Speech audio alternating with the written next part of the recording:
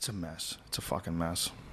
So what gives you hope? I always ask people that Pot. because Marijuana gives me hope. Psychedelics give me hope. For real. Yeah. Not joking. It sounds ridiculous because people associate psychedelics with non-realistic things, with hallucinations. They don't look at it the way I look at it. I think that there are certain plants here that have aided in the evolution of human consciousness. They have changed the way people look. They've changed the way I look at people. They've changed my relationship with human beings. The way I look at human beings has fundamentally changed by having psychedelic experiences, and changed for the better. Made me a healthier, nicer person, made me more loving, made me more aware of the consequences of my own personal actions. And I think that's one of the reasons why they're illegal. And I think it's a shame that they've been derided to the point where it's a laughable topic. You know, if you say that, well, you know, yeah, Rogan also thinks that mushrooms can cure mankind.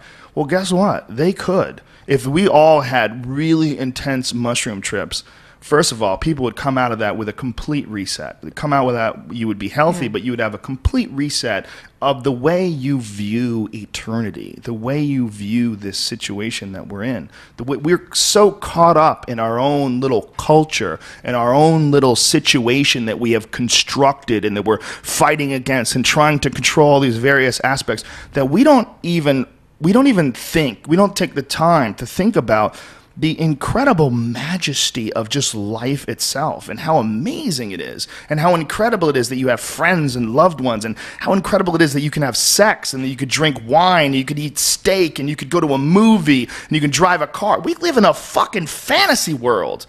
And I think that if people had some newfound appreciation, whether it's from a near-death experiences, whether it's from psychedelics, whether it's from meditation, whatever it is, I think people operate their lives primarily on momentum. They get up the same way they've always gotten up. They move in the same way they've moved to get there every day to work, and they go through the same job every day. And that momentum is very, very difficult to break. And even if it's not a healthy momentum, whether it's, you know, beating off till your dick bleeds or gambling all your money away, we still get stuck in that momentum. I need a drink. You don't even know why you need a drink. You're stuck in some wacky momentum. You could call it being addicted to porn. You could call it being addicted to the internet, but we're stuck in a wacky momentum. And the only thing in my experience that changes that is a complete reconstruction of how you view the world.